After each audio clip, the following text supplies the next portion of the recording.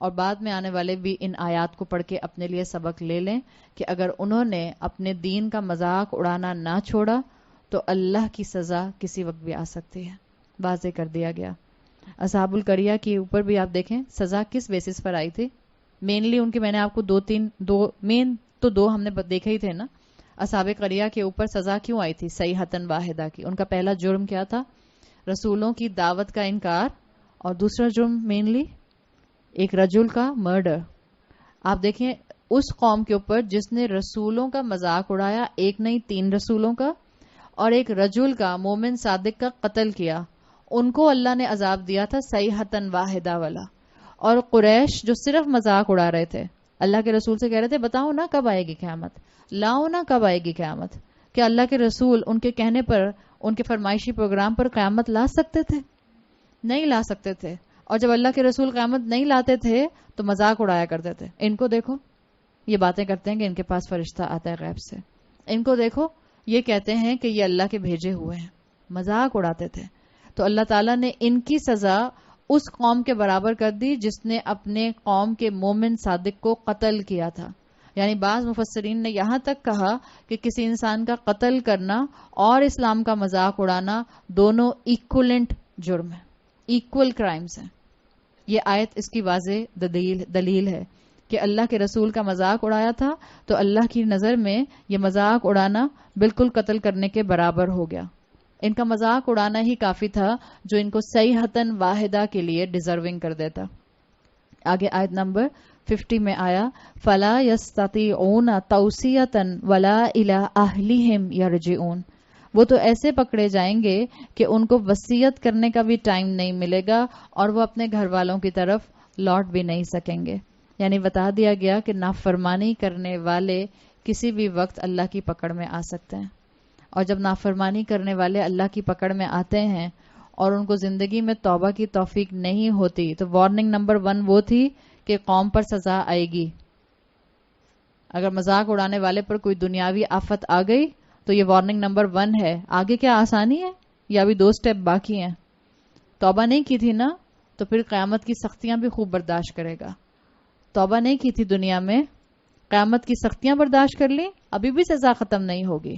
اب آگے جہنم تیار ہوگی جس میں جلایا جائے گا اور خوب گناہوں کی سزا کو دیا جائے گا. یہاں لفظ آیا ہے توصیتن.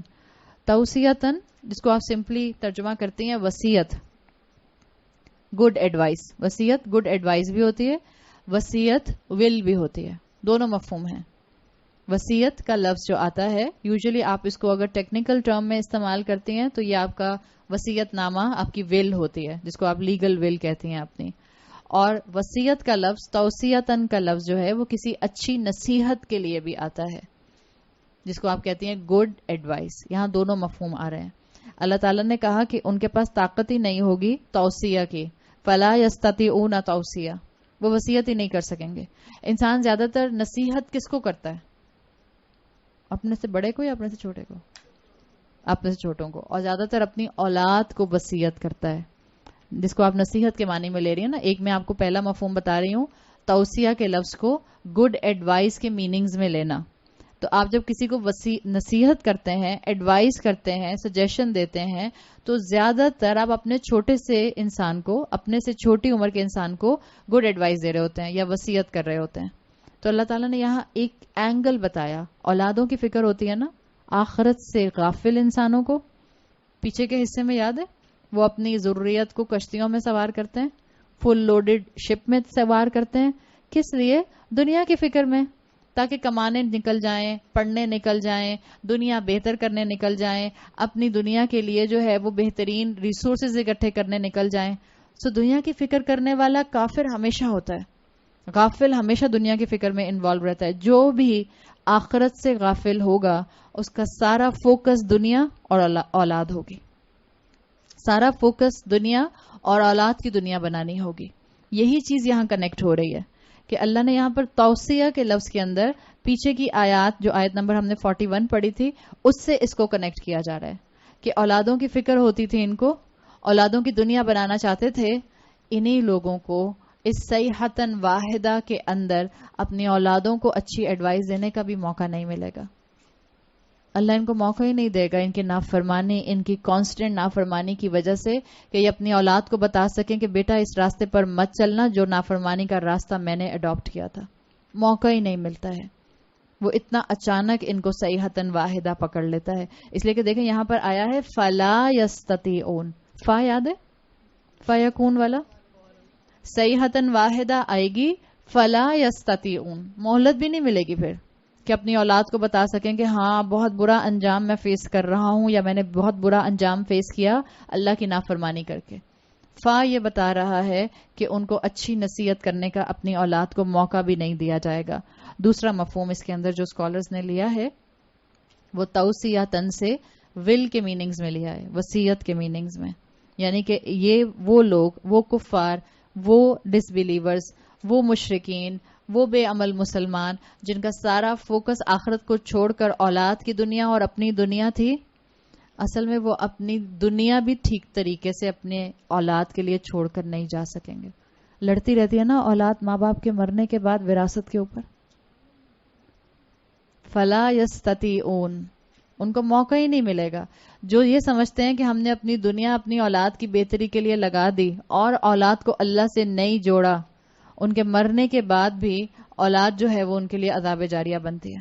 آپس میں لڑتے رہتے ہیں، آپس میں ایک دوسرے پر تو میں ہوتی رہتی ہے. اور آپ دیکھیں ہمارے معاشرے میں، ہمارے کلچر میں اس وراثت کے مال کے اوپر کتنی کنفیوژن ہے. حالانکہ جتنی ڈیٹیل سے اللہ تعالیٰ نے قانون وراثت قرآن میں بیان کیا ہے، آپ آیتیں پڑھ رہے ہوتے ہیں آپ کہتے ہیں اٹس امیزنگ. اتنی ڈیٹیل تو نماز کی نہیں آئی. نماز کی اتنی ڈیٹیل آئی ہے؟ اتنی ڈیٹیل تو زکوٰۃ کی نہیں آئی ہے کہ تم نے کس گھر پر زکوٰۃ دینی ہے اور کس گھر پر زکوٰۃ نہیں دینی، کس پلاٹ پر زکوٰۃ دینی ہے، کس پلاٹ پر زکوٰۃ نہیں دینی ہے، کس طرح سے تم نے اپنے مال کو جو ہے وہ ڈیوائیڈ کرنا ہے، کون سا مال تمہیں جو ایک سال میں جس پر ایک سال نہیں بھی ہوا اور وہ تمہیں رمضان سے ایک مہینہ پہلے مل جاتا ہے، کیا اس پر زکوٰۃ دینی ہے کہ نہیں دینی ہے؟ کوئی ڈیٹیل نہیں ہے. حالانکہ انسان سوچتا ہے کہ اس کی ڈیٹیل ہونی چاہیے تھی نا، جس کی تو سب لوگوں کو ضرورت پڑے گی. وراثت کے قانون کی آپ ڈیٹیل دیکھیں اور پھر آپ اس کے بعد مسلمانوں کا وراثت کے مال میں ڈنڈی مارنا دیکھیں. میجورٹی لوگ جو پڑھا لکھا طبقہ نہیں ہے، یہ ان کا مسئلہ نہیں ہے زیادہ تر، اس لیے کہ ان کے پاس اتنی مال ہی نہیں ہوتا زیادہ تر جو ماں باپ پیچھے چھوڑ کر جائیں کہ جس میں لمبے چوڑے کھاتے ہوں وراثت کے. کس کا مسئلہ ہے یہ؟ پیسے والوں کا. پیسے والوں کے لمبے چوڑے وراثت کے حساب بھی ہوتے ہیں، بہت بینک بیلنس، بہت شیئرز، بہت پلاٹس، بہت زمینیں، بہت ریئل اسٹیٹ اور بہت جیولری، اور انہی پہ جھگڑے ہوتے رہتے ہیں. اور 1 سال 2 سال 3 سال 4 سال جھگڑے نہیں، 20 سال تک جھگڑے چلتے رہتے ہیں. یہ ہوتا ہے کہ نہیں ہوتا ہے؟ اور کتنے گھرانے آپ بھی جانتے ہوں گے، کتنے گھرانے ہیں جن کو احساس ہی نہیں ہے کہ وراثت کی ڈسٹریبیوشن ہوتی ہے. یہ نہیں کہ بس جس کے پاس اماں ابا تھے بس اسی کا ہو گیا سارا کچھ. دس از ویری کامن. جس کے ساتھ ماں باپ رہتے تھے، بوڑھی ماں رہتی تھی ساتھ میں اور ایک بیٹی تھی، چلیں اس کی شادی نہیں ہوئی تھی، اور بہن بھائی بھی ہیں. اب خود سے ازیوم کر لیا کہ کیونکہ بہن کی شادی نہیں ہوئی، بوڑھی ماں کے ساتھ رہتی تھی تو اماں کا تو انتقال ہو گیا، اب ساری اماں کی دولت کس کی ہو گئی؟ کس نے کہا یہ؟ کیا آپ ماں باپ کی خدمت اس لیے کرتے ہیں کہ آپ کو ان کی وراثت میں سے حصہ مل جائے؟ ماں باپ کی خدمت اس لیے تو نہیں کی جاتی. ماں باپ کی خدمت تو ماں باپ کا احسان اتارنے کے لیے کی جاتی ہے. اور آپ زندگی بھر ماں باپ کے سامنے ناک بھی رگڑ لیں تب بھی آپ اپنے ماں باپ کا حق ادا نہیں کر سکتے، بالکل جیسے اللہ کا حق آپ اور میں ادا نہیں کر سکتے. مگر آپ دیکھیں ہمارے معاشرے کے اندر اس وصیت کے اوپر، اس وراثت کے مال کے اوپر کیا کچھ نہیں ہوتا. بہنوں کو وہ وراثت کا مال نہیں دیا جاتا، یہ کہہ کہ تمہیں تو ابا نے آلریڈی اتنا جہیز دے دیا تھا 4 ٹرک بھر کے، تو چلو بھاگ جاؤ یہاں سے. ہم ساتھ میں رہتے ہیں، ہم کاروبار کرتے ہیں ابا کے ساتھ، تو ہم تو اب بہنوں کو کوئی حصہ نہیں دیں گے. وراثت کا اصول یاد رکھیے، جو چیز مرنے والے کے نام پر تھی. بعض اسکالرس یہاں تک کہتے ہیں کہ اگر آپ کے ابا جس بیڈ پر سوتے تھے، آپ کی اماں کا جو پرس تھا، آپ کی اماں کے جو کپڑے تھے، سب لا کر ایک جگہ اکٹھے کر دیں اور جس کا وراثت کا جتنا حصہ بنتا ہے وہ سب ایکول ڈسٹریبیوشن کریں. اس کے بعد جو اپنی رضا سے جس بھائی بہن کو جو دینا چاہے دے دے. دس از دا ایسنس آف اسلام. اسلام کی دھجیاں نہیں بکھیری جاتی یہ کہہ کہ نہیں ہمیں کوئی فرق نہیں پڑتا. اسلام کا اصول جہاں پر بالکل بلیک اینڈ وائٹ ہے وہاں اس کو مانیے, مذاق مت بنائیے شریعت کا. جو آپ کے حصے میں آ رہا ہے وہ لیجئے, اس کے بعد آپ جس بہن بھائی کو دوبارہ دینا چاہتی ہیں اس کو دے دیجئے.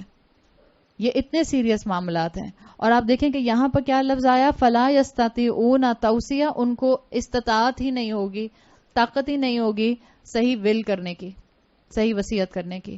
اور آج آپ اور میں اور ہمارا معاشرہ اس کی کھلی تصویر ہے. ماں باپ پیچھے اولادوں کو جھگڑتے ہوئے چھوڑ جاتے ہیں, اس لیے کہ آدھا مال اپنے نام پر ہوتا ہے, آدھا ہبہ کیا ہوا ہوتا ہے, اور اولاد لٹکتی رہتی ہے اب اور کھینچا تانی ہوتی رہتی ہے. یہ پیسے والوں کے ایشوز ہیں, اس لیے کہ ٹیکس بچانے کے لیے ہبہ کر دیتے ہیں تاکہ ٹیکس نہ دینا پڑے ابا کو بہت ساری کمپنیز کا. ان مسئلوں کو اپنی زندگی میں سلجھائیے. بزرگوں کی غلطیوں کو ریپلیکا بنا کر اپنی زندگی کو مشکل مت کیجیے, اپنی اولادوں کی زندگی مشکل مت کیجیے. کلیئر کٹ رکھیے اپنے معاملات. اولاد کو وراثت کے بارے میں تلقین کر کے جائیے. وہ لوگ جو دنیا دار ہو جاتے ہیں, وہ لوگ جو آخرت سے غافل ہو جاتے ہیں, وہ لوگ جن کے سارے فوکس میں صرف اور صرف دنیا کا مال اکٹھا کرنا اور دنیا کی محبت ہوتی ہے, وہ تمیز اور طریقے اور سلیقے سے وصیت کر کے بھی نہیں جا سکتے, محروم رہ جاتے ہیں اس چیز سے.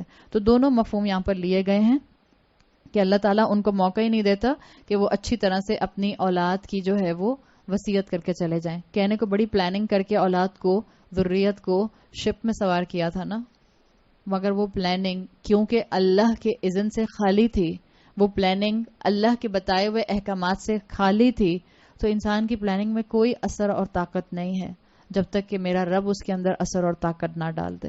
یہی چیز یہاں سمجھانے کی کوشش کی جا رہی ہے کہ زندگی بھر جنہوں نے اولادوں کی فکر کی, ان کے لیے ان کی اولاد بھی فائدہ مند نہ بنی, بلکہ ان کے مرنے کے بعد پیچھے لڑ کے ان کے لیے عذاب جاریہ بن گئی. وَلَا إِلَىٰ أَهْلِهِمْ يَرْجِعُونَ, اور پھر دوبارہ مرنے کے بعد, صیحۃً واحدہ کے بعد, یہ اپنی اولاد میں پلٹ کر اس کی اصلاح کے لیے پھر کوئی اچھی نصیحت نہیں کر سکتے. وَلَا إِلَىٰ أَهْلِهِمْ يَرْجِعُونَ, پھر نہیں لوٹ سکیں گے یہ واپس. مرنے کے بعد کون آتا ہے؟ آگے فرمایا آیت نمبر 51, قیامت ہی کا منظر چل رہا ہے. پہلی وارننگ تھی کہ دیکھو اپنے آپ کو ٹھیک کر لو, رسولوں کا مذاق نہ اڑاؤ. دوسری وارننگ آئی کہ دیکھو تم کو وصیت کرنے کا موقع نہیں ملے گا. اب تیسری وارننگ قیامت کے حصے کی آ رہی ہے, آیت نمبر 51, وَنُفِخَ فِي الصُّورِ, اور جب ایک سور میں پھونک ماری جائے گی, ایک بہت زور کا بلاسٹ ہوگا. فَإِذَا هُمْ فا کیا بتا رہے, فوراً, فجائیہ جس کو آپ کہتے ہیں تیزی سے, فوراً. فَإِذَا هُمْ, اچانک سے, مِنَ الْأَجْدَاثِ, اپنی قبروں سے, اِلَىٰ رَبِّهِمْ, اپنے رب کی طرف, يَنْسِلُونَ, وہ دوڑنا شروع کر دیں گے, وہ فلوٹ کرنا شروع کر دیں گے, وہ بہنا شروع کر دیں گے.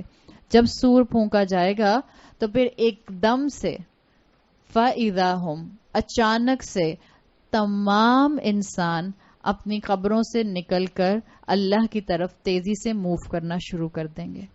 ینسلون ہوتا ہے کسی چیز کا اونچائی سے نیچے کی طرف آنا. آپ دیکھیں اگر پہاڑ سے پانی نیچے آتا ہے, چشمے آتے ہیں نا یوزلی, تو کیسے پریشر سے اور تیزی سے آتے ہیں.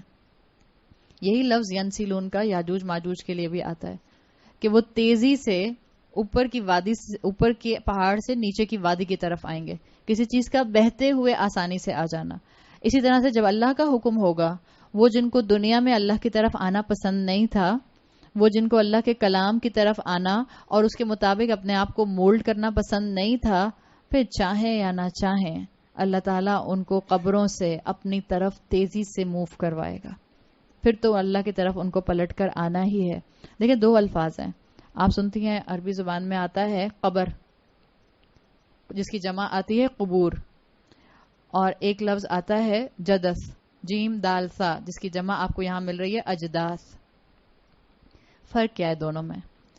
قبر کہتے ہیں مارکڈ گریو, ہر وہ انسان کی ریسٹنگ پلیس جو مارکڈ ہوگی. آپ کو پتا ہے کوئی پتھر لگا ہے, کوئی کتبہ لگا ہے, کوئی اس کے آس پاس جو ہے سیمنٹ کیا ہوا ہے, یا کوئی اس کے آس پاس جو ہے وہ پتھر کا پیبلز کا احاطہ بنایا ہوا ہے. اینی مارکڈ گریو ول بی قبر, اینڈ اینی انمارکڈ گریو ول بی جدث, جیم دال سا, جس کی جمع یہاں آئی ہے فَإِذَا هُمْ مِنَ الْأَجْدَاثِ. اجداث جمع ہے جدث کی. جدث کیا ہوتا ہے؟ ان مارکڈ گریوز. اللہ ان مارکڈ گریوز میں سے تمہیں نکالے گا. ان مارکڈ گریوز کیا ہیں؟ دیکھیں انسان، پہلا انسان کون تھا؟ آدم علیہ السلام. دنیا کو بنے ہوئے پتہ نہیں کتنے ہزاروں سال ہو گئے، 10,000 ہو گئے کہ 8,000 ہو گئے کہ 19,000 ہو گئے. ٹیکنیکلی اسپیکنگ ایگزیکٹ اس کی ریشو پروپورشنز نہیں ہے، اس لیے کہ جو ہسٹری ریکارڈ ہونا شروع ہوئی ہے وہ ابراہیم علیہ السلام سے ریکارڈ ہونا شروع ہوئی ہے. اس سے پہلے کی ہسٹری نہیں ہے کسی کے پاس، صرف اندازے ہیں. تو تقریباً 8,000 سال 10,000 سال گزر گئے اگر اس بات کو. اور کتنے انسان آئے اور کتنے انسان گئے. اس وقت جس وقت ہم اپنے گھروں میں بیٹھے ہوتے ہیں، جہاں ہم یہاں اس وقت بیٹھے ہیں یا جو ہم باہر سڑکوں پر چلتے ہیں، تو قبرستان جو سیمیٹریز ہیں وہ تو باؤنڈریز کے اندر ہے نا. لیکن آپ کو تو، مجھے نہیں پتا کہ ہم کس وقت کس زمین پر چلتے ہیں وہاں قبر ہوتی ہے کسی کی. آپ کو، مجھے تو نہیں پتا، کیا پتا ہمارے گھر کے نیچے کسی کی قبر ہو، ڈیکمپوز ہو گیا، ختم ہو گیا. لیکن اللہ اٹھائے گا اس انسان کو وہیں سے جو جگہ اس کی قبر بنی تھی. اور آپ کو بتایا تھا کہ انسان کی جو ٹیل بون ہوتی ہے، ٹیل بون یاد ہے نا، کاکسس بون، یہ جو انسان کی ٹیل بون ہوتی ہے، یہ ڈیکمپوز ہونے کے بعد بھی جس جگہ پہ اس کے ریزیڈیو چلے جاتے ہیں اس میں ڈی این اے کیپیسٹی ہوتی ہے، وہیں سے آپ کا ڈی این اے دوبارہ ریجنریٹ ہو سکتا ہے. تو اللہ تعالیٰ جہاں جس انسان کی ٹیل بون گری، جس جگہ اس کی ٹیل بون ڈیکمپوز ہوئی، جس جگہ پانی میں وہ ڈوبا اور اس کی ٹیل بون وہاں دب گئی، اسی جگہ سے اللہ اس کو وہاں سے نکالے گا اور اس کے اجداث وہی بن جائیں گے. تو اللہ کو معلوم ہے کہ کہاں کس کی قبر اس وقت موجود ہے. اس میں ایک اور ہنٹ قریش کو دیا گیا قبر کے مقابلے میں اجداث کا لفظ لا کے، کہ دیکھو تم نے دنیا کی فکر کی، آخرت کو اگنور کیا، رسول کا مذاق اڑایا، اپنی اولادوں اور اپنی دنیا میں کھوئے رہے. اللہ بھی تم کو مرنے کے بعد بالکل فورگاٹن کر دے گا، بھولی بسری. قبر بھی تمہاری ایسی ہوگی کسی کو معلوم نہیں ہوگی کہاں پر ہے. قبر بھی ان مارکڈ ہوگی، مارکڈ قبر بھی نہیں ہوگی. تو اللہ تعالیٰ نے ہر طرح سے جھنجھوڑا ہے. وَنُفِخَ فِي الصُّورِ فَإِذَا هُم مِّنَ الْأَجْدَاثِ إِلَىٰ رَبِّهِمْ يَنْسِلُونَ. اب اپنے رب کی طرف ینسلون کے 2 میننگز کیے جاتے ہیں. ایک، بہتے ہوئے نکلیں گے. جب اللہ کا حکم ہوگا تیزی سے اپنے رب کی طرف بھاگنا شروع کر دیں گے. اور احادیث میں آتا ہے انسان کیسے بھاگیں گے قبروں سے نکل کے. انسان نیکڈ ہوں گے، ننگے پاؤں ہوں گے، بیئر فوٹڈ، نیکڈ بیئر فوٹڈ. آپ صلی اللہ علیہ وسلم نے جب یہ حدیث سنائی تو حضرت عائشہ رضی اللہ عنہا نے پوچھا، یا رسول اللہ پھر تو انسان ایک دوسرے کے سطر کی طرف دیکھ رہے ہوں گے. That was very natural question, کہ پھر تو لوگ ایک دوسرے کی طرف دیکھیں گے جب بالکل نیکڈ، ننگے دوڑ رہے ہیں اور بیئر فوٹڈ ہیں. آپ صلی اللہ علیہ وسلم نے کہا، حدیث کا مفہوم آتا ہے، عائشہ وہ وقت اتنا سخت ہوگا کہ کسی کو اس کی طرف دھیان نہیں جائے گا. ہر ایک کو اپنی فکر ہوگی، ہر ایک کو اپنا مسئلہ جو ہے وہ نظر آ رہا ہوگا، ہر ایک کے اوپر قیامت کی دہشت طاری ہوگی. تو ایک مفہوم ینسلون کا آتا ہے کہ لوگ بہتے ہوئے نکلیں گے، تیزی سے نکلیں گے.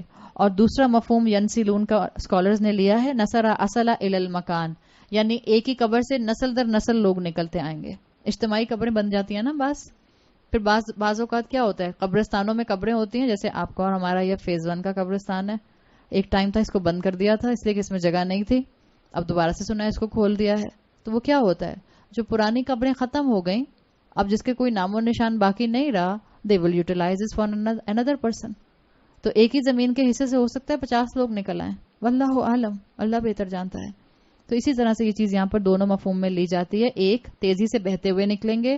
2، ایک ہی قبر سے نسل در نسل ہو سکتا ہے نکلتے آئیں اور اپنے رب کی طرف دوڑنا شروع کر دیں. But the important point is this کہ وہ لوگ ہیں، یہ سب لوگ جن کا ذکر کیا جا رہا ہے عام لوگوں کے ساتھ ساتھ، جو اللہ کے نافرمان تھے، جنہوں نے بائی چوائس اللہ کی طرف آنا پسند نہیں کیا، جنہوں نے بائی چوائس اللہ کے رسولوں کے دین کو اڈاپٹ کرنا پسند نہیں کیا. وہ چاہیں یا نہ چاہیں آخرت میں تو ان کو ڈریگ کر کے نکالا ہی جائے گا. جیسے بعض لوگ کہتے ہیں خواتین کو ڈرانے کے لیے، اور حقیقت میں انذار کے لیے، ڈرانا اور اچھا ڈرانا. بعض لوگ کہتے ہیں کہ وہ عورتیں جو مسلمان ہوتے ہوئے اپنے سر کو کور نہیں کر پاتی ہیں، وہ یہ بات یاد رکھیں کہ جب کفن پہنایا جائے گا تو عورت کے کفن میں ایک کپڑا ایڈیشنل ہوتا ہے مرد کے کفن سے، اور وہ کیا ہوتا ہے، آپ کے سر کا اسکارف. زندگی میں اسکارف نہیں پہنے جاتے نا. اے اللہ میں اتنی آڈ لگتی ہوں، اے اللہ میں اتنی بیکار لگتی ہوں. شیشے کے سامنے کھڑے ہو کے دل میں کیسے کیسے خیال آتے ہیں، اتنی بڈھی لگ رہی ہوں اسکارف پہن کے، اور لوگ اتنے اچھے بال ڈائی کرائے ہوئے، اب بال ہی نظر نہیں آئیں گے لوگوں کو میرے. شیطان کیسی کیسی باتیں بتاتا ہے. شیطان کہتا ہے لو اسکارف پہنو گی بڑی بہن کی بھی بڑی بہن لگو گی. اب اسکارف پہنو گی شوہر کے ساتھ چلتے ہوئے کیسی لگو گی؟ اتنے اسمارٹ شوہر ہیں تمہارے, اسکارف پہن کے ان کے ساتھ چلو گی مائی لگو گی پوری. تو کہاں کریں اپنے آپ کو جب شیطان یہ کہے مائی لگو گی, آپ کہاں کریں اچھا انگریزی والی مائی, مائی وائف, اردو والی مائی نہیں. انسان کو شیطان کتنا دھوکہ دیتا ہے کہ انسان کسی بھی طرح سے اللہ کے قریب نہ ہو سکے, کسی بھی طرح سے. اپنے کسی چھوٹے سے چھوٹے عمل کو بھی معمولی مت سمجھیں, اس لیے کہ آپ کو اور مجھے نہیں پتا کہ کون سا چھوٹا سا عمل ہمارے عمل کے ترازو میں سب سے ہیویسٹ ہو جائے. قصہ تو سما کا سنایا تھا نا میں نے ایک دفعہ, مچھلی والا قصہ سنایا تھا. ابھی تو ٹائم نہیں ہے بالکل. ہاں, اب جس کو میرے قصے سننے کا شوق ہے اس کو میری کلاس میں آنا پڑے گا. تو بہرحال چھوٹے سے چھوٹے عمل کو بھی معمولی نہ سمجھیں. انذار کے پوائنٹ آف ویو سے اسکالرز یہ بات کہتے ہیں کہ اللہ تعالیٰ نے جن لوگوں کو پورا موقع دیا کہ وہ اپنی زندگی میں انذار سے فائدہ اٹھاتے, انہوں نے انذار کو سنی انسنی کر دیا, اور اس سنی انسنی کر دینے کی وجہ سے ان کو اللہ کی طرف جب ڈریگ کیا جائے گا تو ان کی حالت کیا ہوگی. یہاں آئے نا نفخ فی الصور. سور کے لیے 2 اوپینینز ہیں. اگر آپ قرآن سے دلیل نکالیں تو 2 سور پھونکے جائیں گے, اور اگر آپ احادیث کی روشنی میں دیکھیں تو تقریباً 3 سور پھونکے جانے کا بھی آپ کو جو ہے وہ انڈیکیشن ملتا ہے. بہرحال قیامت کے 2 مین نفخہ جو ہیں وہ قرآن سے ڈیرائیو ہوتے ہیں. ایک ہے نفخۃ الاولی اور ایک ہے نفخۃ الثانی. نفخۃ الاولی کیا ہے؟ پہلا بلاسٹ جس میں سور پھونکا جائے گا اور تمام انسانوں کو موت آ جائے گی. معلوم ہے نا, یہ پڑھا ہے نا, تمام انسانوں تمام مخلوقات کو موت آ جائے گی. پہلا سور پھونکا جائے گا, تمام انسان مر جائیں گے. ایون پھر اللہ کے قریب صرف وہ فرشتے رہ جائیں گے جنہوں نے اللہ کا عرش تھاما ہوگا. اللہ حکم دے گا جبرائیل علیہ السلام کو کہ ان کو بھی موت آ جائے. ملک الموت کو پہلے حکم ہوگا کہ ان کو بھی موت آ جائے. پھر اللہ تعالیٰ ملک الموت کو حکم دیں گے جبرائیل کو بھی موت آ جائے, اور پھر اللہ تعالیٰ ملک الموت کو بھی موت دے دیں گے. یہ پہلے سور کے بعد ہوگا, تمام مخلوقات کو موت دے دی جائے گی.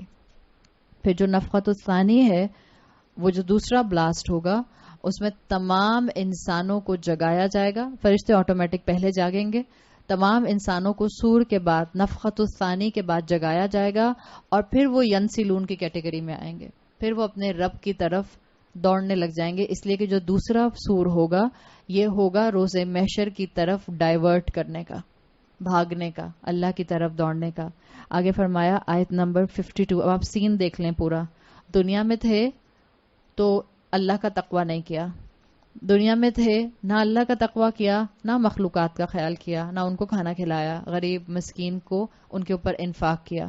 جب یہ نہیں کیا تو پھر کیا ہوا؟ الٹیمیٹلی انسانوں نے رسولوں کا مذاق اڑایا, تعلیمات کا مذاق اڑایا. تعلیمات کا مذاق اڑایا تو کیا ہوا؟ اللہ مستہزئین کو ہدایت نہیں دیتا, دنیا پرست انسان بن گئے. دنیا پرست انسان جو ہے اس کا سارا فوکس اپنی دنیا سمیٹنے پر اور اولاد کی دنیا سمیٹنے پر ہو جاتا ہے. پھر آخرکار موت تو آنی تھی, ایک صیحۃ واحدہ آئی اور اللہ تعالیٰ نے ان کو ملیا میٹ کر دیا, اور ایسے ان کو موت دی کہ ان کو موقع بھی نہیں ملا کہ وہ اپنی اولاد کو بتا پاتے کہ انہوں نے ملک الموت سے کیسے ملاقات کی. تم اس راستے پر مت چلنا. یا وہ اپنی اولاد کو پراپر طریقے سے اچھی بیک گراؤنڈ پہ, اچھے نہج پہ, اچھی میتھڈالوجی پر چھوڑ کر جا بھی نہیں سکے, قبروں میں چلے گئے, اور پھر اتنے بھولے بسرے ہو گئے کہ قبر ان کی اجداث کی شکل میں آ گئی. اور پھر اللہ تعالیٰ نے اب بھی ان کو چھوڑا نہیں. ابھی تو 2 سٹیپ باقی ہیں, روز محشر اور جہنم. تو پھر اللہ تعالیٰ سور پھونکتے ہیں, اللہ کے حکم سے سور پھونکا جاتا ہے, اور اس کے بعد اب آپ سین دیکھیں کہ سور پھونکا گیا اور یہ بیئر فوٹڈ اور نیکڈ اپنی قبروں سے بھاگ رہے ہیں. آیت نمبر 52. ایسی سچویشن میں یہ کہیں گے قالو یا ویلنا, ہائے ہماری شامت, کیا ہلاکت آ گئی ہم پر, مم بعثنا مم مرقدنا ھذا, کس نے ہمیں ہماری قبروں سے اٹھا دیا, کس نے ہمیں ہماری آرام گاہوں سے اٹھا دیا. یہ بعثا کا لفظ جو ہے نا اس کو غور کیجئے گا, یہ کیا مشکل ہم پر آ گئی. یا ویلنا عربی کا ایک محاورہ استعمال کیا کرتے تھے عرب, اور اپنے آپ کو سب سے بڑی مشکل میں دیکھ کے, جس مشکل کو وہ اپنے لیے سب سے بڑی مشکل سمجھتے تھے, اس مشکل میں کہتے تھے یا ویلنا, ہائے کیا ہماری شامت ہے, کیا مشکل آ گئی ہم پر. کیا دیکھ کر کہہ رہے ہیں یا ویلنا؟ قبروں سے انسانوں کا نکلنا دیکھ کر کہہ رہے ہیں. یہ جو قبروں سے انسان نکل رہے ہیں اس پر بول رہے ہیں. یہ ویل ویل یا ویلنا، اصل میں اگر آپ اس کے بیک گراؤنڈ پر جائیں لفظ کے، تو یہ لفظ ویل کا لفظ جو ہے یہ جہنم کی ایک وادی ہے. واو یا لام، ویل. قرآن میں آتا ہے نا ویل للمطففین، آتا ہے ویل للمصلین، ان نمازیوں کے لیے ہلاکت ہے جو اپنی نمازوں کے اندر کمی کرتے ہیں. ویل کا لفظ قرآن میں آتا ہے. ویل کا لفظ ڈرائیو کہاں سے ہوا ہے؟ It's a name of the valley of the hell fire. جہنم کی ایک وادی کا نام ہے، اور یہ جہنم کی وہ وادی ہے جس کے لیے کہا جاتا ہے کہ خود جہنم اس سے پناہ مانگتی ہے. It's a worst valley of جہنم. آپ ہمیں سوچ بھی نہیں سکتے. اس ویل کے لیے احادیث میں آتا ہے کہ جو سب سے ورسٹ کائنڈ آف پنشمنٹس ہیں وہ اس ویل میں جانے والے لوگوں کو دی جائیں گے. اس ویل کے اندر جو لوگ آئیں گے، اللہ نے جو جہنم بنائی ہے، جہنم ایک ہی ہے، اس جہنم کے مختلف ڈگریز اور لیولز ہیں. جیسے اللہ تعالیٰ نے جنت میں ڈگریز اور لیولز رکھے. ٹاپ کلاس جنت کون سی ہے؟ جنت الفردوس. جنت الفردوس کا جو چھت ہے وہ اللہ کا عرش ہے. سب سے بہترین جنت جو ہے وہ جنت الفردوس ہے. تو جنت میں مختلف لیولز ہیں، اس طرح جہنم میں مختلف لیولز ہیں. جو جہنم میں سب سے آسان لیول ہے، جو سب سے سمجھ لیں ہلکا ڈگری کا لیول ہے، جو سزا اس میں دی جائے گی، احادیث میں مفہوم آتا ہے. آپ صلی اللہ علیہ وسلم نے فرمایا سب سے ہلکی سزا جو جہنمی کو دی جائے گی اس کو آگ کے جوتے پہنا دیا جائیں گے. اور آگ کے جوتے، صرف جوتے، باقی پوری باڈی میں کہیں آگ نہیں ہے. اور وہ جوتوں کی آگ ایسا نہیں ہوگا کہ انسان دنیا کی آگ کی طرح پورے جسم کو لپیٹ میں لے لے گی، نہیں، ہلکا عذاب ہے نا. اللہ کے رسول صلی اللہ علیہ وسلم کی حدیث کے الفاظ کے مطابق صرف جوتے آگ کے پہنائے جائیں گے. اٹ ول بی ہیٹ جو کہ پینیٹریٹنگ ہوگی، ویزیبل نہیں ہوگی، پینیٹریٹنگ ہیٹ ہوگی ان جوتوں سے. اور اتنی پینیٹریٹنگ ہوگی کہ آپ صلی اللہ علیہ وسلم نے فرمایا کہ ان دو جوتوں کے پہننے کی وجہ سے اس کے دماغ میں اس کا برین ہنڈیا کی طرح بوائل کرے گا. This is the least punishment of hell fire. ایک نریشن میں آتا ہے آپ نے فرمایا کہ جوتے بھی نہیں، آپ نے کہا اس شخص کو صرف 2 جلتے ہوئے کوئلوں کے اوپر کھڑا کر دیا جائے گا بس. بعض اوقات کوئلہ بنائن سا لگتا ہے نا، آگ تو پھر آگ نظر آتی ہے. کوئلے کو کیا دیکھیں آپ کو ایک اورنج سا بال نظر آتا ہے، مگر آپ اور میں اس کی ہیٹ کا اندازہ کر سکتے ہیں، ٹیمپریچر کا اندازہ کر سکتے ہیں. آپ نے فرمایا ایک نیریشن، ایک روایت میں آتا ہے کہ سب سے ہلکی سزا والے جہنمی کو 2 کوئلوں کے اوپر کھڑا کر دیا جائے گا، اور اس سے اس کا برین ایسے بوائل کرے گا جیسے تمہارا کھانا یا تمہاری ہنڈیا بوائل کرتی ہے. بعض احادیث میں یہ بات آئی ہے کہ آپ کے چچا ابو طالب، جن کو آپ نے پوری کوشش کی کہ وہ کلمہ پڑھ لیں، انہوں نے کلمہ نہیں پڑھا نا. بعض روایات میں آتا ہے کہ یہ سب سے ہلکا عذاب جو ہے یہ ابو طالب کو دیا جائے گا. دس از دا لیسٹ عذاب جو کہ جہنم میں کسی کو دیا جائے گا. اب اس کے مقابلے میں آپ ویل کو کنسیڈر کریں. آپ اور میں ویل کی عذاب اور اس وادی کی پنشمنٹس کا اندازہ بھی نہیں لگا سکتے، اس لیے کہ وہ جگہ ہے جہاں سے جہنم خود پناہ مانگتی ہے. تو عرب اسی سینس میں، کیونکہ ابراہیمک کلچر تھا نا، عرب جتنی بھی قوم تھی یہ سب ابراہیم علیہ السلام ہی کی نسل تھی، پیچھے سے چلے آ رہے تھے. ابراہیم علیہ السلام کے بعد جتنے بھی انبیاء اور رسول آئے ہیں وہ سارے آپ کی پروجنی میں آئے ہیں. یہ اللہ تعالیٰ نے ابراہیم علیہ السلام کو خاص مقام دیا تھا. اس سے پہلے حضرت عاد آئے، حضرت صالح آئے، نوح علیہ السلام آئے، اس سے پہلے آپ کو اور پروفٹس ملتے ہیں، لوط علیہ السلام آئے، یہ سب پہلے تھے. ابراہیم علیہ السلام کے بعد جتنے بھی انبیاء اور رسول آئے ہیں وہ سارے اسی لائن میں آئے ہیں، آپ کی ہی ذریت کے اندر آئے ہیں. تو یہ جتنے بھی ابراہیمک ریلیجنز ہیں، 3 ابراہیمک ریلیجنز ہیں، اسلام، کرسچینٹی اور جوڈائزم، یہ تینوں کے تینوں ابراہیمک فیتھ پر تھے. ان میں تعلیمات ابراہیم علیہ السلام والی تھیں، ڈسٹارٹ ہو گئی تھیں. تو یہ جو عرب تھے ان کے اندر بھی یہ روایات چلتی آ رہی تھیں. ویل انا ویل، ان کو معلوم تھا کہ ایک جہنم کی وادی ہے، مگر یہ جہنم کا کانسیپٹ بس غائب کر چکے تھے. بس وہ بیچ میں کانسیپٹ کیا رہ گیا تھا؟ کوئی بہت سخت آزمائش کی چیز. تو جب یہ استعمال کیا کرتے تھے یہ لفظ اپنی عام زبان میں، یا ویلنا، اللہ تعالیٰ نے قرآن میں قریشی کی زبان میں بات کی تاکہ ان کو بات کلک کرے. اس لیے کہ قرآن کے پہلے مخاطب کون تھے؟ قریش تھے. آپ کو یاد ہے میں نے بتائی تھی یہ بات یہیں پر کہ آپ صلی اللہ علیہ وسلم کی دعوت کو یونیورسل سٹیپ بائی سٹیپ کیا گیا ہے. پہلے تو آپ سے کہا گیا تھا انذر عشیرتک الاقربین، پہلے رشتہ داروں سے بات شروع کی گئی، پھر قبیلے پر بات آئی، پھر مکہ پر بات آئی، پھر عربن پیننسولا پر بات آئی، پھر انٹرنیشنل افیئرز کے اندر آپ صلی اللہ علیہ وسلم کو اور رہتی دنیا تک کے آخری انسان تک آپ کو ایکسپینڈ کیا گیا آپ کی دعوت کو. تو یہ عرب کہا کرتے تھے یا ویلنا بہت سخت کسی تکلیف کے موقع پر، جب بڑی حسرت ہوتی تھی، جب بڑا ریگریٹ ہوتا تھا، یہ فریز بولا کرتے تھے ہائے ہم پر ایسی مصیبت آئی، ایسی مصیبت تو اس سے بڑھ کر تو کوئی مصیبت آ ہی نہیں سکتی. یہ تصور تھا ان کا. جب یہ کسی کو کہتے تھے ویلک، بہت ہی غصے میں کہا کرتے تھے. جب کسی کو قرض کرنا ہوتا تھا، بد دعا دینی ہوتی تھی، تو کہا کرتے تھے ویلک، تم پر ایسی مشکل آئی جیسی مشکل کسی پر نہ آئی ہو. اس لیے کہ جھگڑالو قوم تھی نا، بہت جھگڑا کرتے تھے، بہت لڑا کرتے تھے، تو ایک دوسرے کو قرض کرتے تھے، بد دعائیں دیتے تھے. اس کا مطلب کیا ہے؟ مسلمانوں کے اندر اگر قرض کرنے کا، بد دعا دینے کا کانسیپٹ بڑھ رہا ہے تو مسلمان جاہل ہو چکے ہیں. مسلمان گالیاں دیتے ہیں، بہت گالیاں دیتے ہیں. آپ کے بچے گالیاں دیتے ہیں؟